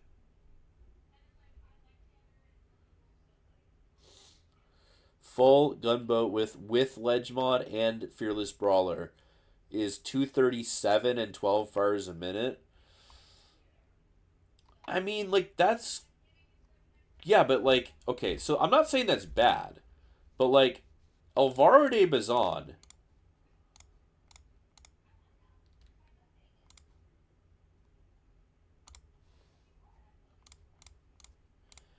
Alvaro has 210, and there's no ledge mod to ruin your torps. So, like... And this gets a burst, and better smoke, and better torps. Like, Groz is still not... I mean, it's good. Okay, don't get me wrong. This is good. Groz needs a buff. I like the buff. But what I think Wargaming really should do on Grozovoy is give it the extra consumable. I think Grozovoy with 3 of each consumable would be, like, very worth playing again. Because that's the worst thing about Grozovoy is you've got a heal, but it's shitty because you only get 2 of them. You've got a smoke, but it's shitty because you only get 2 of them. You've got the speed boost, particularly, is horrible because you only get 2 speed. Do you get 3 on the Groz? I can't remember. You might get 3 speed boosts. That might be the one thing you get 3 of. I don't recall. I'll be honest with you. I don't know why. Why am I pulling up the game? We can literally look at it on fucking Ship Tool.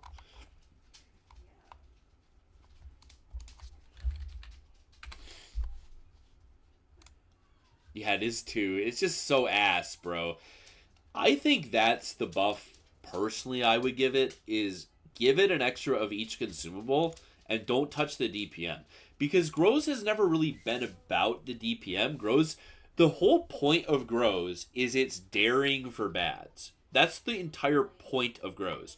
Grozovoy is a daring with all of its game impact shifted 2 kilometers farther away, right? Daring wants to play the game between 6 and 10 kilometers, and Grozovoy wants to play the game between... Well, I mean, for farming, Daring wants to farm between, like, 8 to 11. Groz wants to farm from, like, 10 plus, right? Where it can. So it's a Daring for people that struggle to hit their shells. And so it makes sense that the DPM is lower to accommodate for the shells being easier to hit. But I would just give it the extra consumables. You're bad and you play Daring. I mean, Daring is already a ship for bads. That's why it's so good. But I'm saying, like, Grozovoy, like, if you're a Daring player and you're like, I just used 3 smokes and got 1,400 damage because I didn't hit a single shell, like, hit the Grozovoy, my dude. No problem anymore. Just play Groz. It's the Daring for... Yeah, I mean, it is the Daring for bads. Like, that's what it is. It's a way, way worse destroyer than Daring that is a lot easier to play. Because you play the game farther away from people. There's less risk. It's easier to hit people, etc. Chung King. We're buffing the tier 5. Oh, they did. They buff Wujing. Okay. Uganda was buffed. Wasn't Uganda good? Has anyone played through this whole line? I was under the impression that Uganda was actually good. Uganda. What the fuck is this? Bro. Is this some weird discrepancy between this and Hoffman? What the fuck is that, dude? Huh?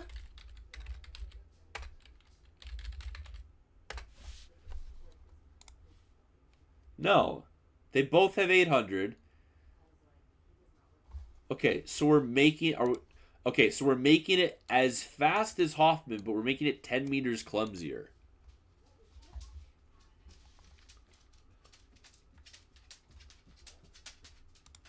Yeah, you'll take the buff, but I thought Gambia was. I just thought it was. I thought Uganda was good. That's all I'm saying.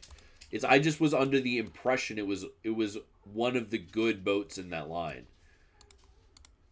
What is this, bro? What is this? Again, was this worth the paper it was printed on? Was it? I don't even understand. I mean, sure, fine, we're buffing the Schultz, but like, what is the point of? It's just pointless. I mean, the Grows buff is good. I think most of these are basically meaningless. I mean, Grows buff is good. I still don't think there's like any worthwhile in playing Halford no matter what. The boat is so ass. I don't think that's gonna make up for it. I feel like these are just like a whatever. They're incentivizing you to play the boat wrong, which is weird. I mean, I just don't. I don't really know. I'd say this is the one I don't know how to feel about. You skip 7 and 8 and go right to Schultz. Um, that's a tough thing to say. I mean, that line is weird because Schultz feels like baby Elbing, but Merker does not. Because Schultz gets the armor plate. It's a bad armor plate, but it gets an armor plate, and it does get cracked AP pen. It just doesn't get the crazy pen angles. But it's a weird line. Like Schultz and Elbing feel like you're playing the same kind of boat, and then Merker feels like you're like dipping your toe into that kind of boat. But it doesn't really feel like it. I don't know. But this, I just don't know what to really feel about this. Because, like, I guess it's a nerf. Like, I guess it's a nerf. But again, I just don't. I don't really know why. Why are we just trying to make all the airstrikes the same? That's what I don't really understand. So like this is Ledge Mod Guden, right? This is a full airstrike build, right? We're taking the captain module, we're taking the airstrike mod, we're taking the ledge mod, and we have a 51-second cooldown. Right? We have 51-second cooldown. But I don't know why I respect that. Put him back on my Utrecht. Okay, so if we play the Utrecht, right? With prop mod, I think you play Utrecht. I think it's mandatory that you run prop mod on Utrecht. I think like literally every time I blow an Utrecht player up, it's because they don't have prop mod. I think you're actually like insane to take airstrike mod over prop mod. However, I will say that with the airstrike being a 33% worse reload, there is more value because right now on Utrecht, right? If you take airstrike mod instead of prop mod, you go from 38 to like 31 seconds. You get the airstrikes back 7 seconds faster. Um, After the Utrecht cooldown nerf, you'll get the airstrikes back like what 10 seconds faster. So that is maybe more enticing. But I mean, the captain skill reduces the cooldown by a 15%, right? So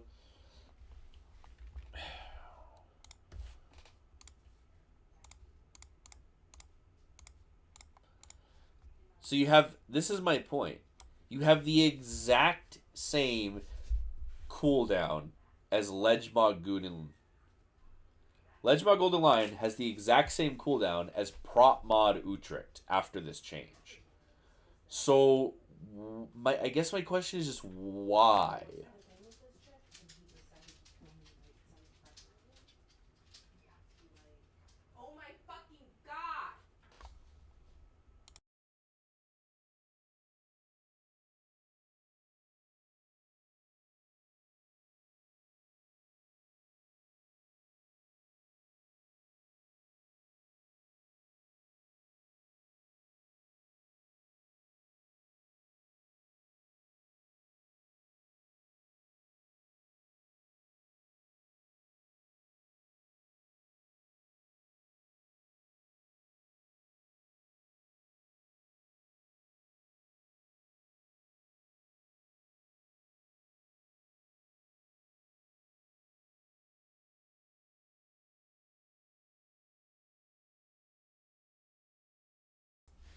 There was a small bug in the bathroom. My wife is losing her mind. But anyway, so I just don't really understand like what the point of this is. Is the point to nerf the Utrecht? I mean, I guess we're nerfing the Utrecht a little bit.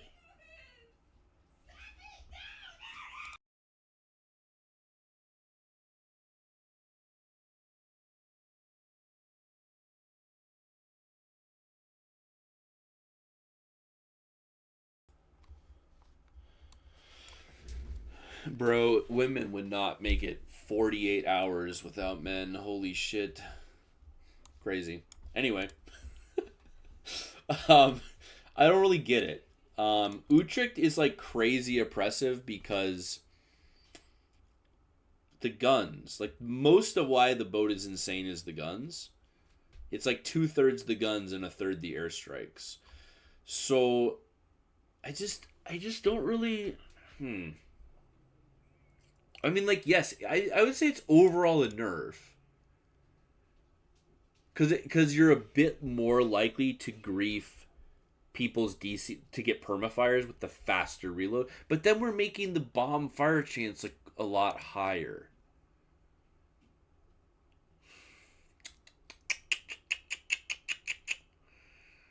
I just don't really know. I mean, this I can't even think of any reason for this change. Like if this was 38, that would be crazy, or 40, that would be crazy. But this is like basically me. I mean, we just went through the boats, right? There's like 4 boats that it matters against, and most of them you won't hit a drop on anyway because of how they play. So you'll still have Legma Guden reload, even running prop mod, which I do still think you should do. Although there is more. Maybe is that the idea? Maybe that's the idea. Although I feel like wargaming is not this smart. Maybe the actual goal is to get you to choose proper airstrike. Maybe that's the goal. I don't know. I mean, that would make sense. Like that would, like if I was making this reload change, that would be, excuse me, my philosophy. Because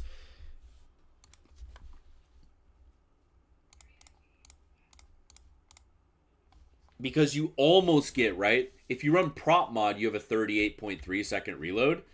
If you run airstrike mod on nerfed Utrecht, you have a 40.8. So you have almost the same reload as prop mod Utrecht. So maybe that's the goal, but I just don't give Wargaming that much credit. I think that they think everyone runs this. I don't think that's probably not a plausible theory. They probably think that everyone takes airstrike mod. Because to be fair, most of these dogs do. But I don't.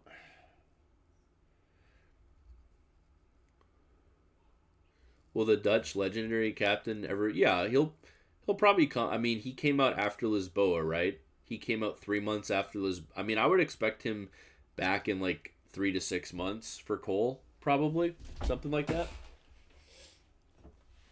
6 months, maybe. Now, this will also make the extra airstrike talent less useful, of course. But it'll make the reload when you get Witherer more impact. I just don't really know, I guess. The only thing I can really think of, I would say the most logical reason for this is they're trying to make the Guden better at dropping planes. Because I do think right now, like overall, the Utrecht drops are arguably better. Because even with prop mod, you get a 38-second reload as opposed to 51. Yeah, each individual Utrecht drop isn't as good as each individual Golden Lion drop, but maybe that. Because basically, what this ends up giving you is the same reload as Legma Guden, but with one less charge, right? Because Guden gets 3 base with Legmon. But I just don't. I don't really understand it from like a design philosophy. Like, why make the boats more similar? Instead, why not make the reload maybe even better? Reduce the damage, reduce the fire chance, and reduce this to like 25. You know, like make the boat way less toxic, but more different. I don't know.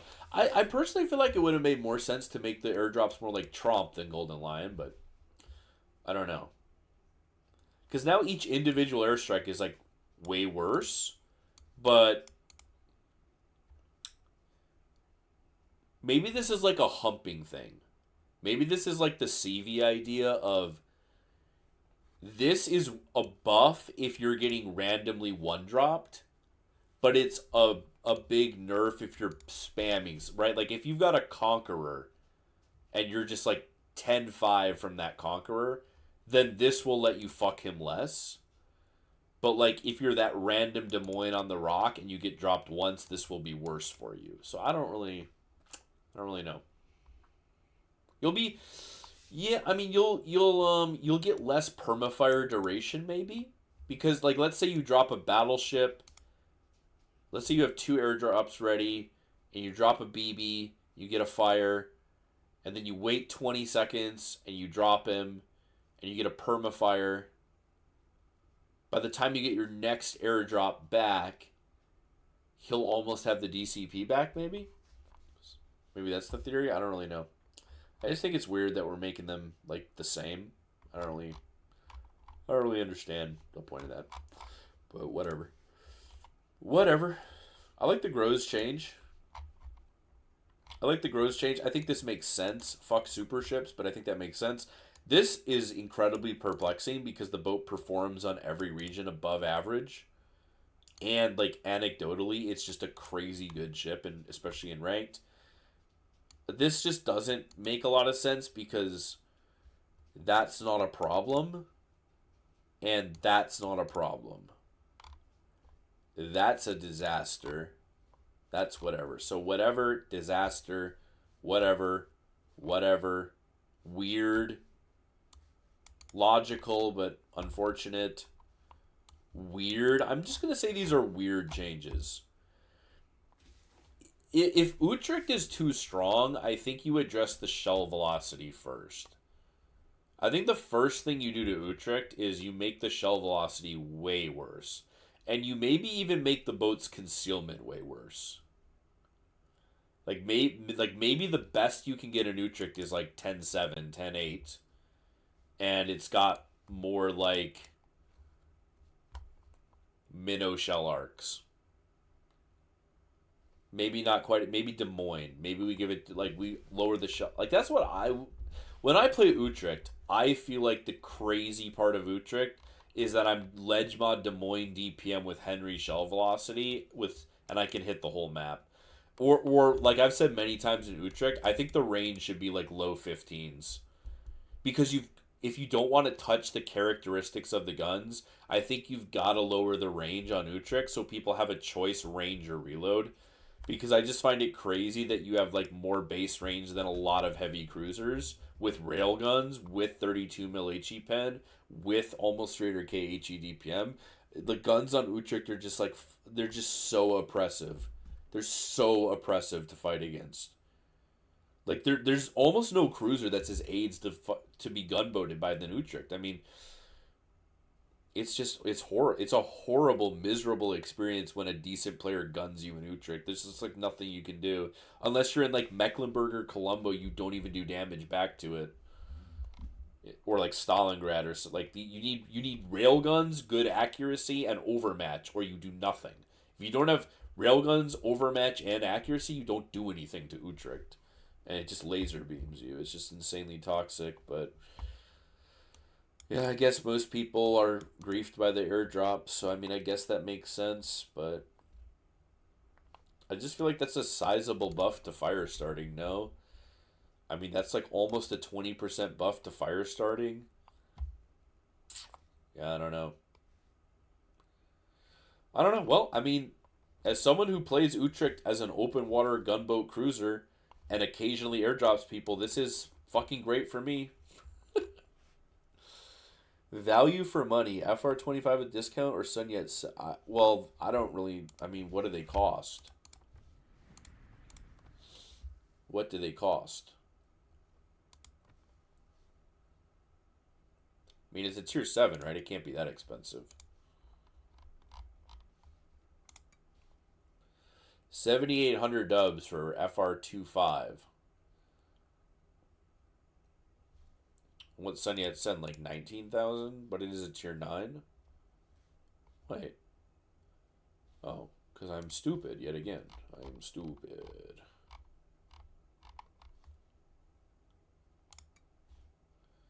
It's down to 18. I mean, I would say, Jack, that do you play randoms or ranked? If you're a ranked warrior, you get the FR25 because anytime there's a tier 7 rank season, the ship is just mega as fuck. But if you're like mostly a randoms player, or you're satisfied with your current like armory or your current port status for tier 7 ranked, like if you've got 4 or 5 ships that you feel like you carry with in tier 7 ranked and you don't need another one, because I think I think FR25 is uniquely good in ranked. Like it's good in any game mode, but it's uniquely good in ranked. Like it feels like a whole up tier like it feels like you're just better than everything when you play it in ranked. Whereas in random battles, the 7 kilometer torps are a problem, right? Right, because you got to think of it this way, right? The the weaknesses of FR25 don't matter in ranked, but they matter a lot in randoms. Right? The weaknesses basically are the torpedo range is 7. If you're in a tier 9 lobby, what the fuck do you do with 7 km torps? Right? So I would say maybe if you're more of a randoms player or you're satisfied with your tier 7 ranked boat go-tos, I think you get Sun Yat Sen. I mean, Sun Yat Sen to me is like one of the best tier 9 BBs in the game. I think it's indisputably like the best tier 9 ship in the armory. I mean, what's even in comp? Like okay, Kearsarge is probably a quote unquote better ship, but it's a ridiculous AIDS boat, and it's a hybrid. But like, bro, look at your battleship. Like Marco Polo, Sun Yat Sen is twice as good as Marco. It's twice as good as Pommern. It's twice as good as Yusef. Like, yeah, dude, Sun Yat Sen fucks. I mean, your guns are like, you've got to remember, dude. You've got 2/3 the shells of Kremlin with way better dispersion and a better reload. Like, you could make a strong case that at least at like medium and long range, Sun Yat Sen has better guns than Kremlin, and Kremlin is tier 10, right? A very strong case can be made. Sun Yat Sen just straight up like has some of the best BB guns in all of tier 9. I mean, what do we think? For tier 9 BBs? What is the competition? I love Dyson guns. Sun Yat Sen guns are better. Joke. Honestly, way better than Musashi. Fuck Musashi guns. They're basically Tsurugi guns with insanely high pen. They're better than Georgia guns. Stop the cap. They're better than Georgia guns. It's like, what if Georgia guns could Citadel battleships? That's Sun Yat Sen. I mean, like, what is even the competition for guns? It probably is Georgia. Right? It's probably just Georgia, huh?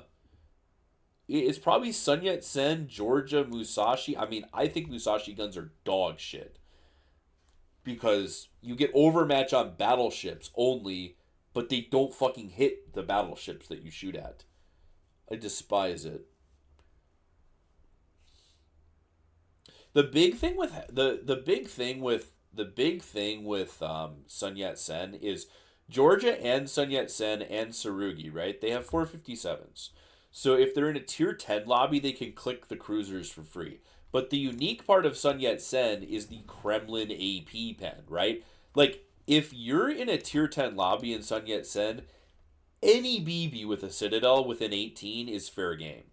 Like, you can 40 to 50k Yamatos that go flat at 18 in Sun Yat Sen. Georgia non-pens them, right? So it's wicked. Also, the hull is wicked, right? I mean, Sosa Use hull is so good. 60 mil deck. Yeah. 60 mil deck, boys. It's wicked. It's so wicked.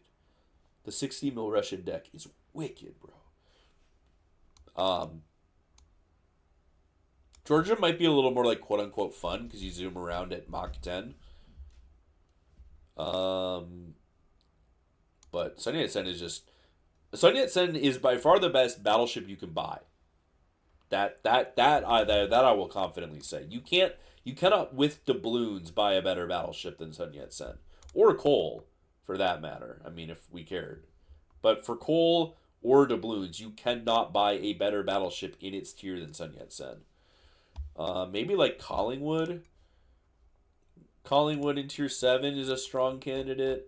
Probably. I don't know if it's still available. You still get Collingwood? Did I scroll past it?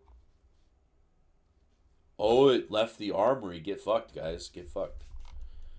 But yeah, in tier 7, you have Collingwood. In tier 8, for like really worth getting battleships, it's maybe Borodino. It's maybe Borodino in tier 8. Constellation's not bad either. And then in tier 9 is Sun Yat-sen. But Sun Yat-sen is like way better than those boats tier for tier. Illinois' Research Bureau points. I personally think Illinois like basically sucks dick, but I know that's an admitted hot take. Because I don't really think that. I just despise playing it. I don't think it's actually bad. I think that every time I play it, it cannot do what I want my battleship to do, and it enrages me. So, I'll just say it sucks dick. But dude, Sosa Use hull is so good. It's such a good hull. It really is. Because, I mean,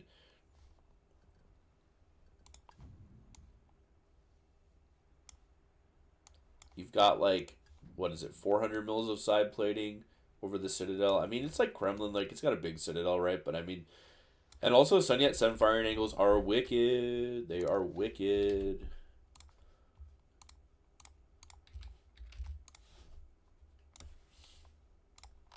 "28 cocksucking motherfucking degrees, boys. 28 degree forward and rearward firing angles. Kremlin AP pen.